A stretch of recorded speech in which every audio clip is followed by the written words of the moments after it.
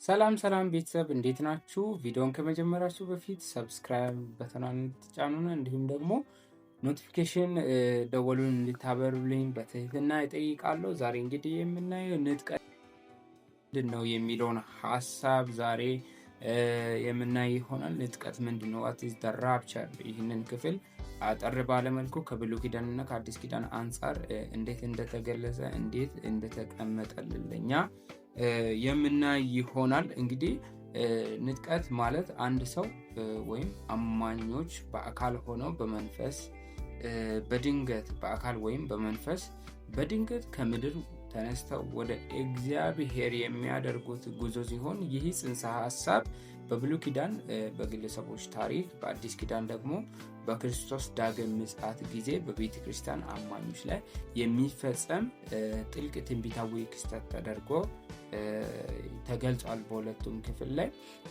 ከብሉይ ኪዳን እና ከአዲስ ኪዳን አንጻር ንጥቀት እንዴት እንደሚገለጽ እንደሚከተለው በዝርዝር አጠር ባለ መልኩ እንመለከታለን። ንጥቀት ከብሉይ ኪዳን አንጻር በግለሰቦች በምናይበት ሰዓት በብሉይ ኪዳን ውስጥ የቤተ ክርስቲያን አጠቃላይ ንጥቀት በትንቢት መልክ እንጂ በተግባር አልተከሰተም። ነገር ግን እግዚአብሔር ሞትን ሳያሳያቸው በአካል በቀጥታ ወደ ሰማይ የነጠቃቸው ሁለት ታላላቅ ቅዱሳን አሉ። እነዚህ ታሪኮች ለአዲስ ኪዳኑ ንጥቀት እንደ ማሳያ ወር እንደ ምሳሌ ተደርጎ ይወሰዳሉ። የመጀመሪያው ከብሉይ ኪዳን የምናየው ሄኖክ ሲሆን እሱንም ደግሞ የምናየው ዘፍጥረት 5 ከቁጥር 24 ላይ ሄኖክ አካሄዱን ከእግዚአብሔር ጋር አደረገ፣ እግዚአብሔርም ወስዶታልና አልተገኘም። ይህንን ጥቅስ በአዲስ ኪዳን ዕብራውያን 11:5 ላይ ሞትን እንዳያይ ሄኖክ ተነጠቀ በማለት በይበልጥ ያብራራዋል። ሁለተኛው ሰው ደግሞ በአካል ከተነጠቁ ከብሉይ ኪዳን የምናያቸው ሁለተኛው ሰው ኤልያስ ነው። የኤልያስ ንጥቀትን ደግሞ የምናየው ሁለተኛ ነገሥት ምዕራፍ 2 ከቁጥር 11 ላይ እነሆ የእሳት ሰረገላ የእሳት ፈረሶች በመካከላቸው ተለዩአቸው፣ ኤልያስም በአውሎ ነፋስ ወደ ሰማይ ወጣ ይላል። እንግዲህ እነዚህ በአካል ሆኖ በብሉይ ኪዳን ላይ በአካል ሆኖ ወደ ሰማይ የተነጠቁ ሰዎች ናቸው። እነዚህ ሁለቱ ግለሰቦች ለአዲስ ኪዳኑ ንጥቀት እንደ ማሳያ እንደ ምሳሌ ተደርጎ ይወሰዳሉ። እንዲሁም ደግሞ ትንቢታዊ መሰረት ኢሳይያስ 16 ከቁጥር 19 ላይ በምናይበት ሳለ ሙታን ሕያዋን ይሆናሉ፣ ሬሳዎችም ይነሳሉ፣ በምድር የሚኖሩ ሁሉ የጌታ ጠል የብርሃን ጠል ነውና ምድር ሙታናቸውን ስለምትጥል ንቁ፣ ዘምሩ። ይህ ጥቅስ በመጨረሻው ዘመን ስለሚሆነው የጻድቃን መነሳት መወሰድ ትንቢት የሚናገር የሚያሳይ ሆኖ እናያለን። ንጥቀትን ደግሞ ከአዲስ ኪዳን አንጻር በምናይበት ሰዓት ላይ ደግሞ የአማኞች የቤተ ክርስቲያን ንጥቀት በአዲስ ኪዳን ንጥቀት የሚለው ቃል ይበልጥ ትርጉም አግኝቶ የምናገኘው ጌታ ኢየሱስ ክርስቶስ በክብር ሲመለስ አማኞች በሕይወት እያሉ ድንገት ተለውጠው ጌታን በአየር ላይ ለመቀበል ስለሚነጠቁበት ሁኔታ ነው። ዋናዎቹ የአዲስ ኪዳን ጥቅሶች እንደሚከተሉ እናያለን። የመጀመሪያው ዋናው የንጥቀት ጥቅስ የምናየው አንደኛ ተሰሎንቄ ምዕራፍ 4 ከቁጥር 16 እስከ 17 በምናይበት ላይ ጌታ ራሱ በትእዛዝ በሊቀ መላእክት ድምፅ በእግዚአብሔር መለከት ከሰማይ ይወርዳልና በክርስቶስ የሞቱ አስቀድሞ ይነሳሉ፣ ከዚያም በኋላ እኛ ሕያዋን ሆነን የምንቀየረው ጌታን በአየር ለመቀበል ከእርሱ ጋር በደመና እንነጠቃለን፣ እንዲሁም ሁልጊዜ ከጌታ ጋር እንሆናለን ይላል። ክብር ለእግዚአብሔር ይሁን። እዚህ ጋር ከዚህም በኋላ እኛ ሕያዋን ሆነን የምንቀየረው እንግዲህ የምንቀየረው ሌላ በኋላ ጥቅስ በምናይበት ሰዓት በደንብ ይገባናል። የምንቀየረው እኛ እንግዲህ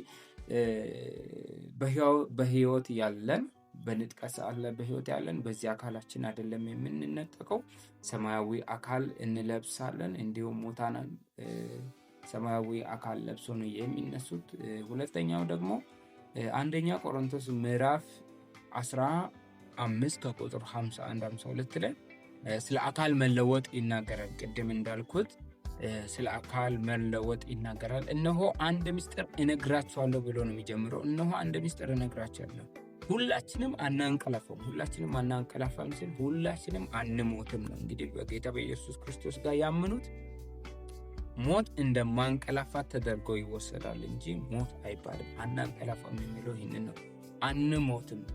ነገር ግን የኋለኛው መለከት ሲነፋ ሁላችን በድንገት በአይን ቅጽበት እንለወጣለን። ሙታን የማይበሰብሰው ሆነው ይነሳሉ፣ እኛም እንለወጣለን። እንግዲህ ሰማያዊ አካል በመልበስ ነው ሁላችንም የምንነጠቀው። ሙታንም እንደዛው እኛም በህይወት ያለን በሰዓቱ የምንነጠቀው በዚህ መልኩ ነው ማለት ነው። በዚህ ሰውነታችን አይደለም። እንግዲህ አዲስ ሰማያዊ አካል የማይበሰብሰውን ለብሰን ነው የምንነጠቀው ማለት ነው። እንዲሁም ደግሞ የመለያየቱ ሁኔታ እንዴት ነው?